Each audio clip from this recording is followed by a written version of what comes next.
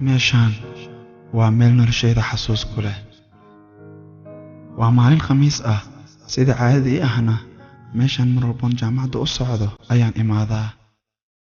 ardayda aan asxaabta nahay xitaa markay iigu yeeraan inaan isku raacno meelaha buugaagta lagu akhristo, aniga waxaan ka doorbidaa halkan.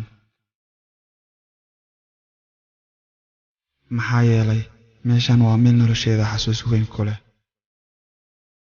marmarka qaar adigoo ku dhex jiro 1,000 qofood ayaad cidla dareemaysaa haddii uu jiro qof aad u xiistay. xasuustana sideedaba waa wax laga weheshado cidlada. weligaa ma sugtay qof aadnan ogeyn inuu imaanayo iyo xilliga uu imaanayoba. anigana meeshaan mar waa ii xasuus, marna waxaan ku sugaa qofka aan wadaagnay xasuusteenna carruurnimo oo aan marnaba ilaabi karin. waana meeshii iskuulkeen dambaysay ama aan ku kala tagnay markii iskuulkeen dambaysay.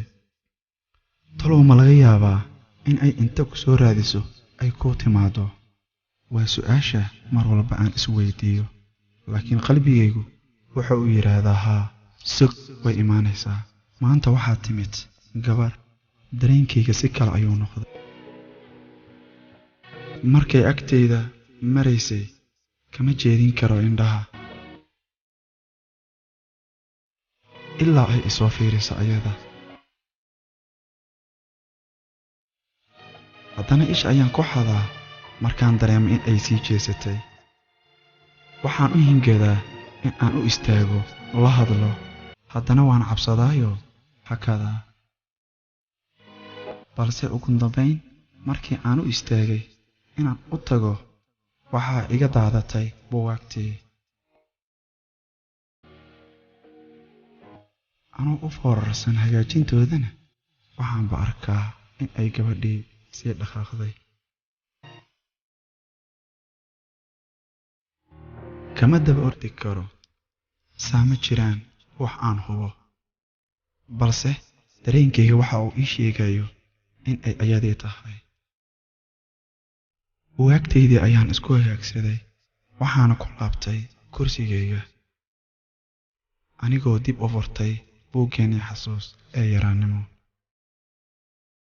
waxaan ku dhalannay isku meel, waxaan iskula soo kornay isku meel, ku wada cayaari jirnana isku meel, isku iskuul ayaan wada aadi jirnay iyo isku dugsi, ilaa aan ka soo gaarno da'deena 12 jir. sababta aan ku kala tagnana waa in faamilkeeda ay waxbarasho ugu direen waddan kale, anigana halkaygii ayaan ka sii watay.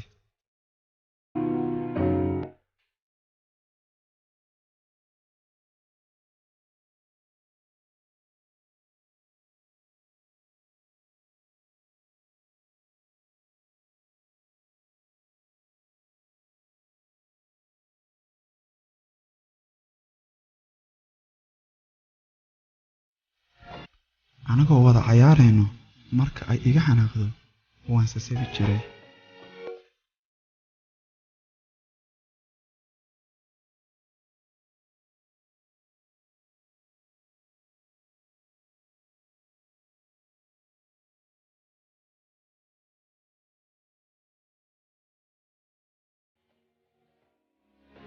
meeshii iskuulkeen dambaysay waxay ay ahayd halkan.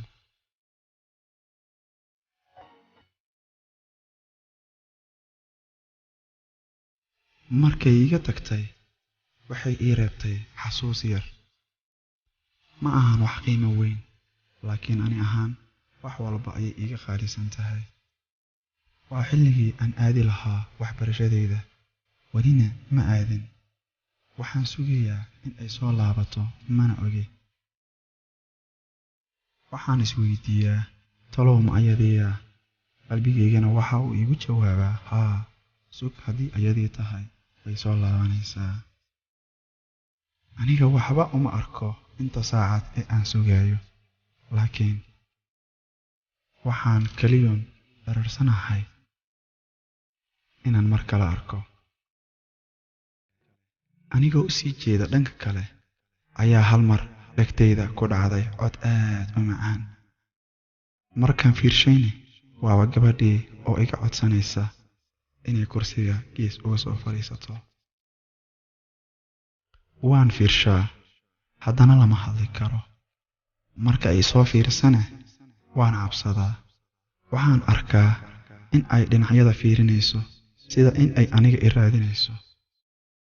Ma aqaan si aan ula hadlo iyo meeshaan ka bilaabo.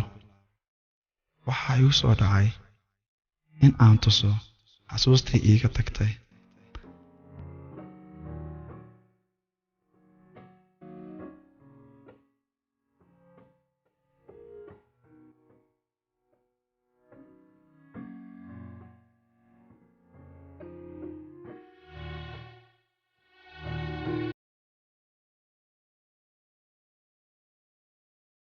Anigoo isdhahaya u dhiib, haddana way dhaqaaqday.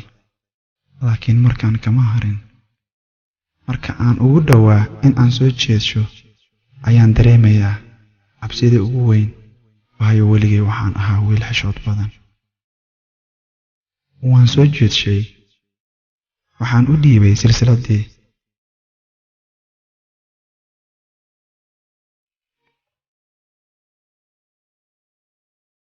Waxaan indhaheeda ka dareemayaa inay i aqoonsatay, weliba ay ku noqotay la yaab.